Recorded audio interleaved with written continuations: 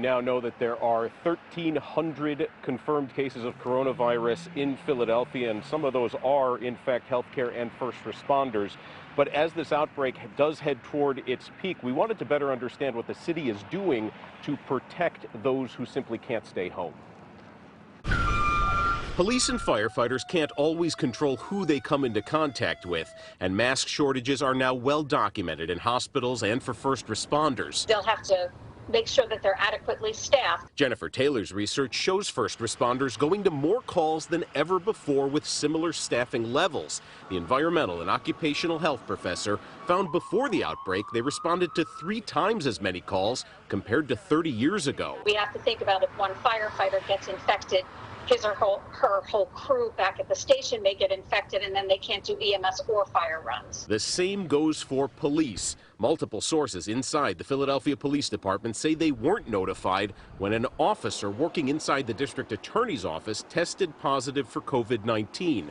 2 independent sources say they only found out when that officer was hospitalized. We sent out very specific protocols depending on the type of call that we're responding to, whether it's in response to a call or it's proactively a self-initiated call, but it all includes reinforcing the need for social distancing. The city of Philadelphia sent this letter to all employees saying in part, as soon as a case is identified, supervisors should identify all employees who need to self-quarantine. This includes any employee who has spent at least 10 minutes within 6 feet of the person with infection. Both the Philadelphia District Attorney's Office and Police Department directed all questions to the City Department of Health. If an essential city worker tests positive for COVID-19, can you describe the process for quarantine and notifying employees that they came in contact with?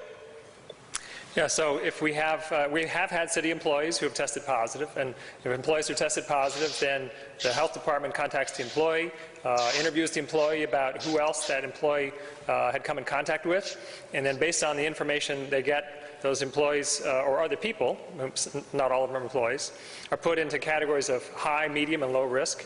And the high and medium risk are asked to go into quarantine for 14 days. The low risk people are asked to monitor for symptoms. And the employer, in this case the agency, is likewise notified.